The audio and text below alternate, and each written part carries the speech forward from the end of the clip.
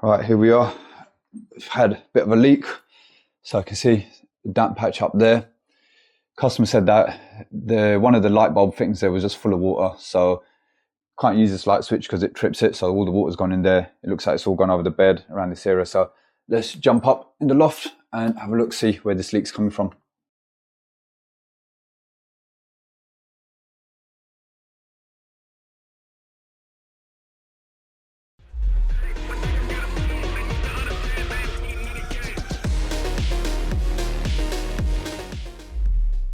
How are you doing, everyone? Thank you for tuning into today's video. Firstly, thank you to everyone who's subscribed and allowed me to hit 10k on Sunday. It was a massive milestone for me in my YouTube channel career. Well, I don't know if I call it a career, but progress, yeah, really buzzing with that. I'm not showing as much excitement at the moment because I'm recording this intro at 10 past 10, quarter past 10 at night. I've just got in from work and the family are asleep, so I can't be, I've got to hit 10k, but I'm feeling like that inside. So yeah, I'm absolutely buzzing about that. I need to get this 10k giveaway sorted out, so I've got a bit of a busy week ahead of me, so you're just gonna have to bear with me, but I will get something sorted. The prizes are ready, so like I said, I've got stuff from Unilight, I've got stuff from Velocity, I've got a gas sniffer. I'm just waiting to hear back from a few other brands to see if anyone else also wants to get involved as well. And once I've got confirmation of who's going to be involved, who else is going to be involved, then I can work out how to do this giveaway. I've never done a giveaway before in my life, so I don't know how to do it yet in terms of how to pick a winner and stuff like that. I know there's people try different ways, so I'm going to speak to a few people who've done giveaways and see how they do it. Try and keep it fair as well for everyone. But like I said, you must be subscribed to the channel if you want to be entered in the giveaway as well, so make sure you do that. But other than that, let's get on with today's video. I've got boiler servicing, got leaks, got heating breakdowns, so I hope you enjoy it. Please continue to like and subscribe, because now that I've hit 10k, I'm not stopping there. Nick Bundy, I'm coming after you, mate. 100k, I'm going to be on your tail. Probably not for a few years, but we can only hope, can't we? So let's go on with the video, and I'll see you guys on the next one. Monday morning, let's get the day started with an annual boiler service. So this is a lovely old couple, and they've had my details. I've been looking after them for the last sort of year and a half. They were recommended from one of my neighbours a few doors down. The job is literally 5 minutes from my house, so it's absolutely perfect. Just going to be giving an annual service. See, I'll service it last in 2022. Next year, I'll probably recommend a full service on this. There's not really much that needs doing on this. The install's been done pretty well. We've got gas running in 22mm all the way to the boiler. Everything else is accessible here.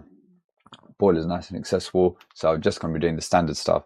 Draining it out, cleaning the condense trap, cleaning the filter, and then 26.9 checks, and just make sure that everything's running sweet. Gas valve, if it needs adjusting, make the necessary adjustments, and then we'll move on to the next one. I've just had a call in for a leak coming through the ceiling, so that should be quite an interesting one. So we'll go to that one straight after this. So let's get this one done quick time, and we'll go and see what's going on with that leak.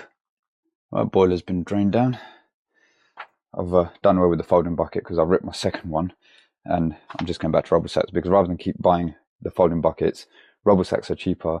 If they rip, fine, I'll just take another one out of the van rather than keep having to buy the folding buckets.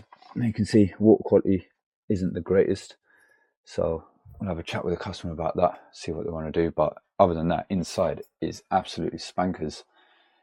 This looks like it's come fresh out the box pretty much, so no other concerns there. Condense, we'll give that a little clean as well, and then get everything back up together, repressurize it, 26.9 checks. So I'm just finishing off my minimum rate. I'm just letting that stabilize. Now, just wanted to let you guys know about the Testo kit. So this is the 510i digital manometer. So that's sitting on the gas valve at the moment, reading the pressures. And the great thing about this is, although if you have this standalone, you can download the Testo Smart app for your phone, and it will give you the readings on your phone. Or if you've got the Testo 300 analyzer, Now they come with these Bluetooth modules, so you can see everything on one screen. So you can see it's already showing me the working pressure there. Working pressure maximum is 19 millibar, which is perfect. And I've also got the temperature clamps as well. So when I'm commissioning or anything like that, I can literally have everything on one and just see it all on one screen. I'm not having to flip between apps or different software or different equipment. I can see everything on one. It is more than what you'd pay for any other analyzer kit or anything like that, but what you get with it is great, I find personally anyway. So they've got some offers on at the moment, so if you go and check out their website, you might find something that works for you. But yeah, I love it. The Tesla Smart Kit, got that, and I've got my temperature clamps and everything in there as well. So great bit of kit if anyone's interested. If anyone wants to change from another analyzer to a different one, then I'd say it's definitely worth it. But I'm going to wrap this up now and go and have a look at that emergency leak. Right, here we are. We've had a bit of a leak, so I can see the damp patch up there. Customer said that one of the light bulb fittings there was just full of water, so can't use this light switch because it trips it, so all the water's gone in there. It looks like it's all gone over the bed around this area. So let's jump up in the loft and have a look, see where this leak's coming from. Right, let's have a look, see what I can find. So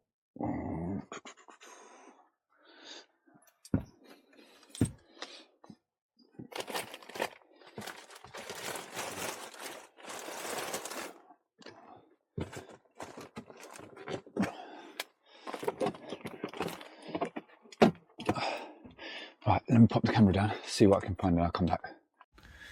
Right, I've switched to the phone because my camera's there, and I've just had to crawl all around this to get to here. I'm not going all the way back there just to bring the camera back around, but yeah, that's what's caused the leak.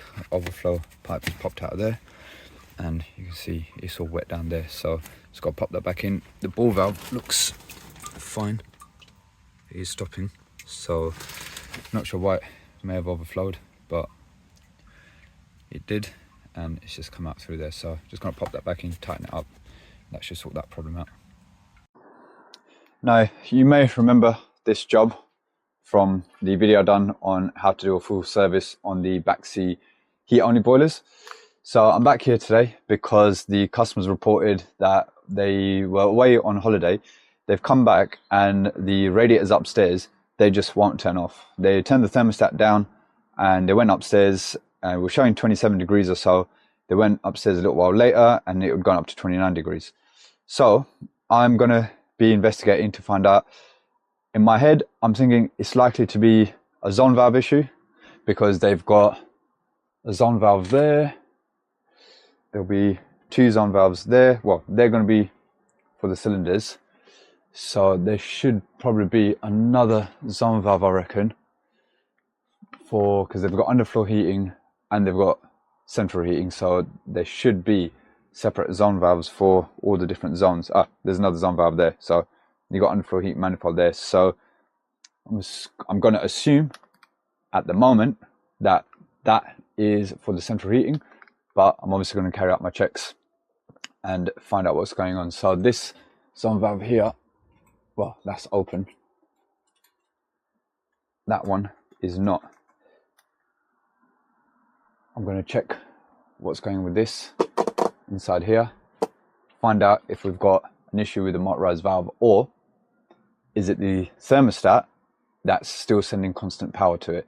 So first, let's get this open. We're going to trace the brown from here into here and find out if we've got power on it. If we do, then I'm going to go and look at the thermostat upstairs. If we don't have power and that's still wedged open, then I'm going to look at the synchron motor in that. So let's start doing some investigation. So I've just opened up the wiring center, and I'm going to be perfectly honest, I don't understand how relays work in a wiring center.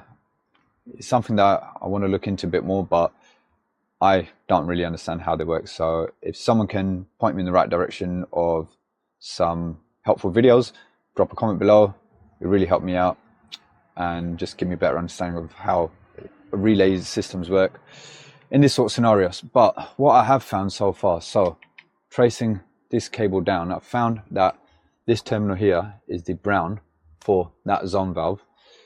Let's just double check. Yeah, that is the brown. So now if I test at the moment between earth and that, I've got nothing, but that's still motored open. So I'm going to hazard a guess that the synchro motor on that has seized. So I'm going to take that head off and I want to see if it flips back, and maybe the spindle might be seized as well in the open position. So let's get that whipped off first and then see what it's looking like, and we'll go from there. Okay, so I've loosened the 2 screws there. That's quite warm still. So if I take that off, that's still motored open. And it looks like it's still depressing the micro switch. Is it? No, the micro switch isn't depressed, but where the 2 hot water zone valves are open, it's obviously sending a switch live to the boilers. So the boilers are still running. So what's happening is, even with this, even though this isn't making a switch live, with it being in the open position, when the boilers are firing up, it's obviously sending heat to the cylinders, but then also up this side here. So let's just check how hot that is. Right, that I can move by hand, so that's nice and free.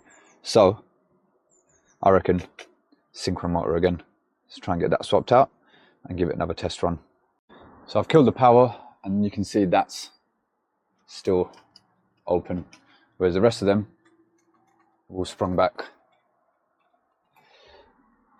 Let's get the synchro motor swapped out. So the synchro motor's changed over. That's the old one there. Pop the power back on. Let's see. Obviously some of these are going to come on because the hot water's on, so I'm just going to wait for the boilers to kick in their own time. There we go. Right, so they're on. That, good. That's stiff. That's not moving now. Now I'm going to go upstairs. I'm going to put on the room thermostat, and I want to see if that then opens, and then I'm going to do the opposite, turn it off and see if that shuts down.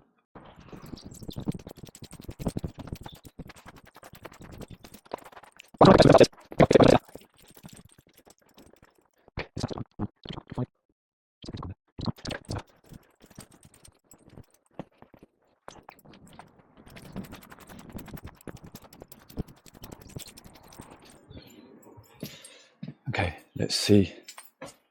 Yeah, lovely. That's motored open. Now I'm going to go back upstairs, turn it down, and we'll come back and see if that shuts off. I'm not going to walk you guys through that again. I'm just going to go and do it, and we'll come back and test it. Okay, I'm back, and I can already see that's motored shut. That's not moving now. There we go. I think got a bug crawled down my ear. There's all spider webs and cobwebs everywhere. And obviously walking through all that. But yeah, synchro motor change, job done.